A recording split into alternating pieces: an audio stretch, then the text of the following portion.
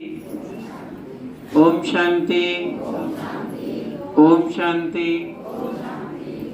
सबको भूख तो लगी होगी, है ना? काफी समय हो गया, लेकिन आज जैसा नियम दीदी ने बताया उस नियम के अनुसार आज चलेंगे कि पहले जो भी हमारी दीदियां हैं, जो देवी तुल्य जो हमारी दीदियां हैं, जिनको असली ब्राह्मण कहा जाता है, तो पहले वो भोजन ग्रहण करेंगे।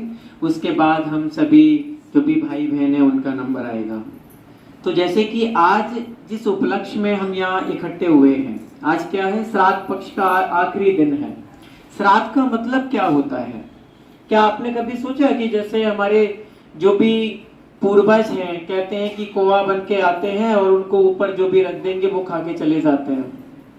जैसे कि हमने 7 दिन के कोर्स में पढ़ा था आप सभी ने कि 84 लाख योनियां होती हैं।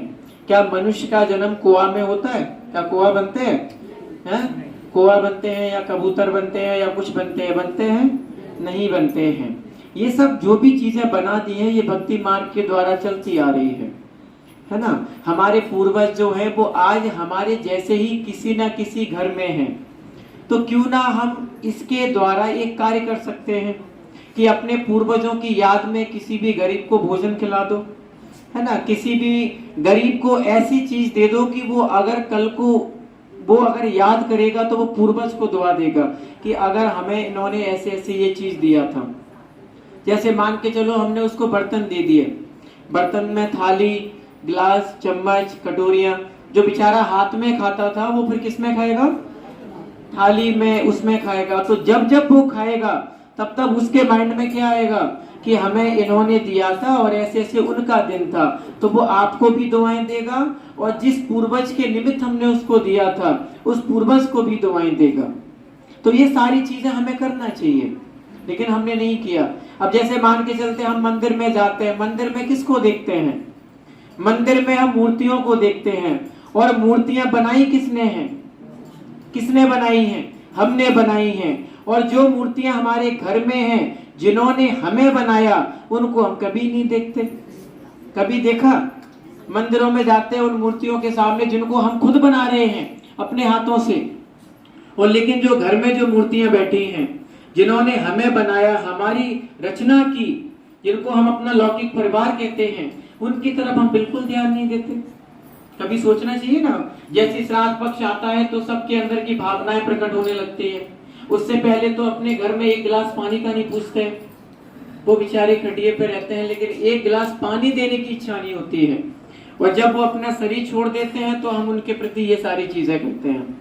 तो बाबा हमें सिखाता है कि हमें जीते जी जो भी हमारे पूर्वज हैं, आज भी जो हमारे बड़े बूढ़े हैं या जो भी हैं, कम से कम उनसे प्यार से तो बात करें। हम पूरे दिन हर किसी में लगे रहते हैं। जो बेचारे बुजुर्ग हैं, जो अपनी बातें किसी से नहीं कर सकते, हमें दिन में ज्यादा नहीं आधा घंटा उनके लिए निकालना चाहिए। उनके पास बैठना चाहिए, उनकी तकलीफों को जानना चाहिए। जानना चाहिए कि नहीं जानना चाहिए? फिर बाद में हम पता नहीं क्या क्या करते हैं, भंडारा कराते हैं, ये कराते हैं, वो कराते हैं। तो ये सब चीजें तो बात की है, लेकिन अभी हमें क्या करना है? क्योंकि बाबा कहता है कि हमारे साथ 2 जन्मों के कर्म चलते हैं। हमेशा हमारे साथ क्या चलते हैं? 2 जन्मों के कर्म चलते हैं। एक तो इस जन्म का कर्म चलता है और एक पिछले जन्म का कर्म चलता है। पिछले जन्म के कर्मों को हम बदल नहीं सकते। जो हम करके आए हैं वो हमें मिलेगा। चाहे हमने अच्छा किया हो, अच्छा मिलेगा, बुरा करके आए थे, बुरा मिलेगा। लेकिन जो हमारे इस जन्म के जो कर्म हैं उनको तो हम बदल सकते हैं ना। जैसे एक कहानी के माध्यम से हम समझते हैं कि एक मंदिर से एक पुजारी और एक चोर दोनों बाहर निकल रहे थे। एक मंदिर से एक पुजारी और एक चोर दोनों ही बाहर निकल रहे थे। और जैसे ही पुजारी बाहर निकलता है तो जैसे ही वो सीढ़ियों के नीचे उतरता है, उसका एक कांटा चुभ जाता है। तो वो भगवान से शिकायत करता है कि ये तेरा कैसा न्याय है? मैं तो तेरी दिन रात सेवा करता हूं और तूने देखो मुझे कांटा चुभो दिया। दूसरी तरफ एक चोर जो उसके अंदर था वो भी बाहर निकलता है और जैसे ही वो बाहर निकला, सीढ़ियों पे उसे पैसों से भरा हुआ बैग मिल जाता है। तो वो और अंदर से आग बबूला हो जाता है कि पता नहीं ये भगवान का कैसा न्याय है। हम इतनी पूजा पाठ कर रहे हैं, हमें तो कांटा दिया, और जो चोर दिन रात चोरी करता है, उसको पैसों से भरा हुआ बैग दिया। तो उसने भगवान से बहुत शिकायतें की, तो भगवान ने फिर उसका जवाब दिया। भगवान भी मुस्कुराया और मुस्कुरा के बाद भगवान ने जवाब दिया कि देखो, पहले मैं पुजारी के बारे में बताता हूं। तो पुजारी के बारे में भगवान ने कहा, तुम पिछले जन्म में इतने बुरे कर्म करके आए हो, इतने बुरे काम करके आए हो कि तुम्हें आज के दिन फांसी मिलने वाली थी। क्या क्या था? आज के दिन तुम्हें फांसी मिलने वाली थी, लेकिन तुमने इस जन्म में इतने अच्छे कार्य किए हैं, इतने अच्छे कार्य किए हैं कि भगवान ने तुम्हारी फांसी को एक कांटे में बदल दिया। भगवान ने बदला ना, एक फांसी को किस में बदल दिया? कांटे में बदल दिया। दूसरा, फिर भगवान ने चोर के बारे में कहा कि चोर ने पिछले जन्म में बहुत अच्छे काम किए थे, बहुत अच्छे काम किए थे, उसको आज राजा की गद्दी मिलने वाली थी, कोई एक मंत्री के पद पर बैठने वाला था, लेकिन उसने इस जन्म में इतने बुरे काम किए, इतने बुरे काम किए हैं कि वो राजा की गद्दी को भगवान ने कुछ पैसों में समेट दिया, कि कुछ पैसे दे दिए और उसको बेच दिया, जाओ। तो ये भगवान का न्याय है। भगवान कहते रहे, ऊपर वाले की यहाँ देर है अंधेर नहीं। और ये भी कहा जाता है कि भगवान जब भी देता है तो चप्पड़ फाड़ के देता है, और जब लेता है तो चमड़ी भी खींच लेता है। ये भगवान का न्याय है। तो उसके न्याय से कोई नहीं बच सकता। कोई बच सकता है? कोई नहीं बच सकता। देखो, आजकल हर किसी के मन में एक प्रश्न होता है, पहले मेरे मन में भी एक प्रश्न था कि जब भगवान को पता है ये गलत कर्म कर रहा है तो भगवान उसको रोकता क्यों नहीं है? आप लोगों के मन में भी होगा, हमारे अड़ोस पड़ोस में बहुत सारे ऐसे बुरे काम करते हैं, भगवान तो इतना शक्तिशाली है, उसको तो रोकना चाहिए। रोकना चाहिए कि नहीं? नहीं रोकना चाहिए। आप लोग बताओ, अगर हमारे आस पड़ोस में कोई गलत कर्म कर रहा है, गलत कार्य कर रहा है, क्या भगवान को उसको रोकना चाहिए? रोकना चाहिए, हाँ या ना? बताओ, आप सभी बताओ। रोकना चाहिए, लेकिन भगवान नहीं रोकता। क्यों नहीं रोकता? भगवान क्यों नहीं रोकता? अगर कोई बुरा काम कर रहा है, कुछ भी गलत कर रहा है, तो भगवान उसको क्यों नहीं रोकता? क्यों नहीं रोकता? देखो, अब हम इसको एग्जाम्पल के तौर पे समझाते हैं, भगवान क्यों नहीं रोकता। देखो, हम लोगों ने सभी में स्कूल में पढ़ाई करी है, सबने स्कूल में पढ़ाई की है, कुछ लोगों को छोड़ के। स्कूल में जब पढ़ाई करते हैं तो जब पेपर होता है तो एक क्लास रूम में, जैसे मान के चलो ये क्लास रूम है जहां पर बच्चे परीक्षा देते हैं, उस क्लास रूम में 3 से 4 टीचर होते हैं, वो घूमते रहते हैं, ठीक है, और उनको सब पता चल रहा है कि कौन गलत आंसर लिख रहा है, कौन सही आंसर लिख रहा है।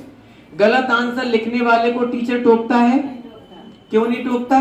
लिखने दो। और जो सही लिख रहा है उसको शाबाशी देता है?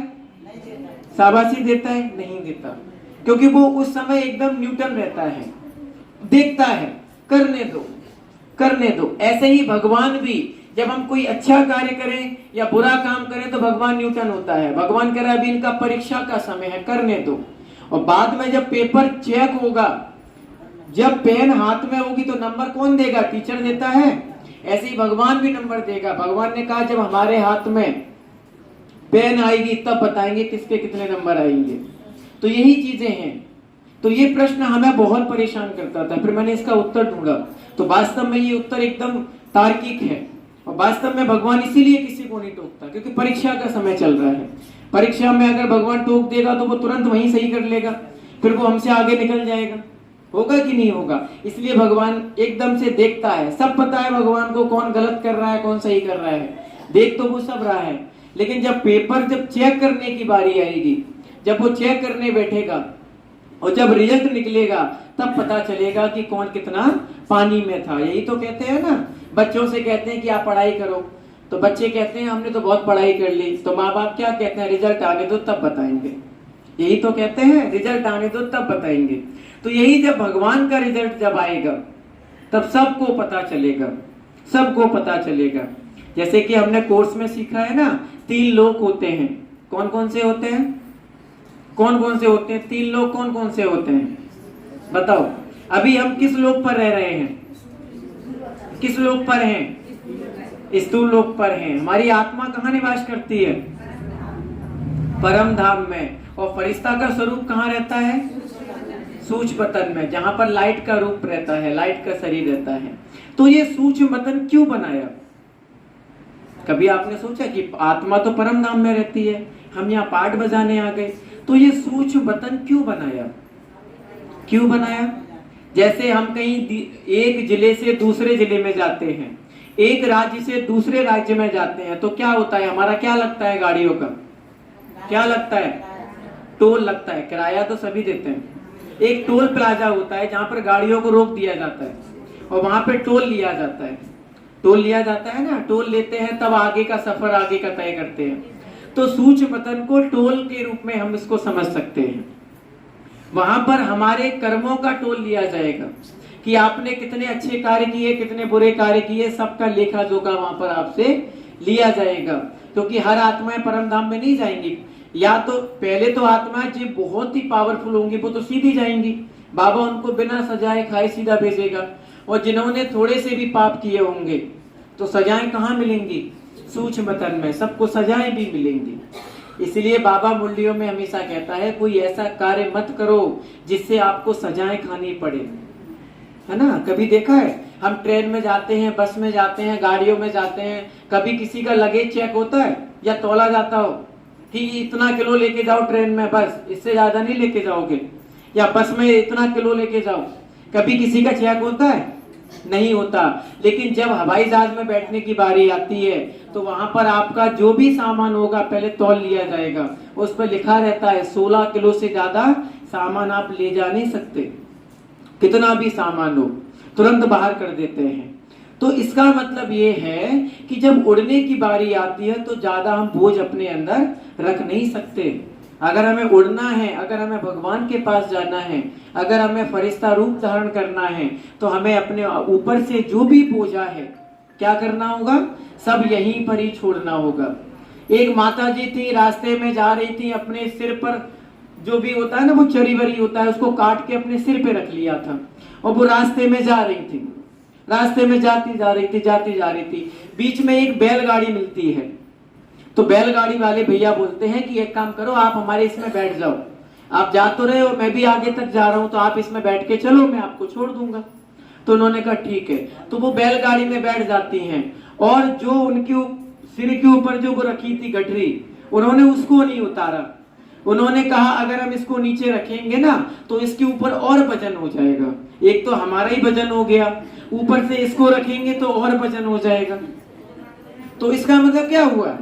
अब खुद रखे हैं तो क्या वजन नहीं हो रहा है? तो यही हम करते हैं। बाबा से बोलते हैं बाबा बना रहने दो, कोई दिक्कत नहीं है, उतार देंगे धीरे धीरे। तो भाई वजन तो है ही, चाहे उस पे रखे रहो चाहे उस पे रख दो, बैल पे तो वजन उतना ही पड़ेगा। तो ये चीजें हमें भी अपने जीवन में देखना चाहिए कि हम कितना बोझा लेकर चल रहे हैं। हमें जितना हो सके बोझा को खत्म करते जाओ। बाबा से रोज सुबह और रात को सोने से पहले और अमृत वेला यही बोलो, बाबा जो भी हमारे हिसाब किताब है जल्दी से चुकतो कराओ। जिसके साथ भी हिसाब किताब है, मुझसे अब ये बोझा बिल्कुल ही लादा नहीं जाता। बहुत लाद लिया, 63 जन्मों से लादते आ रहे हैं, अब थोड़ी लादना है। अब तो संगम युग चल रहा है। ये तो बाबा कहते हैं मस्ती का युग है। आप सभी कौन है? कोई इसमें बड़ा बूढ़ा नहीं है। बाबा कहते हैं सभी बच्चे हैं, सब। बाबा सबको बच्चा बोलता है ना, मुरली के माध्यम से बाबा कहता है सिकल दे बच्चे। कभी ये कहता है सिकल दे हमारी बूढ़ी माताएं, सिकल दे हमारे बूढ़े भाई, कभी बोला है? कभी नहीं। बाबा के लिए हम सभी बच्चे हैं। और बच्चों का मतलब क्या होता है कि हमारे अंदर वो जो बचपना है वो कभी खत्म नहीं होना चाहिए। ऐसे एक बार जानकी दादी से किसी ने इंटरव्यू में पूछा, दादी आपकी उम्र तो 100 साल से ऊपर जा रही है, तो आपको लगता नहीं है, और ये यज्ञ भी लगभग बहुत ऊपर जा रहा है, तो ये बूढ़ा होता जा रहा है। तो दादी ने कहा बूढ़े का मतलब क्या होता है? बूढ़े का मतलब क्या होता है हमें ये बताओ। मान के चलो कि ये घर 100 साल पुराना हो गया, इसमें कल एक बच्चे ने जन्म लिया, तो क्या बच्चे को बूढ़ा कहोगे? किसको बूढ़ा कहोगे? मकान को बूढ़ा कहोगे। तो दादी ने कहा ये बूढ़ा जो हो रहा है वो मेरा शरीर हो रहा है, मेरी आत्मा थोड़ी बुरी हो रही है, मेरी आत्मा तो आज भी बच्चा है। और दादी इतना प्यार से बोलती थी, कभी आपने अगर दादी की क्लास सुनी होगी, दादी ऐसा बोलती थी कि बाबा मुझे इतना मीठा लगता है, इतना मीठा लगता है, ऐसा मन करता है खा जाऊं। इतना प्यार था दादी का बाबा के प्रति।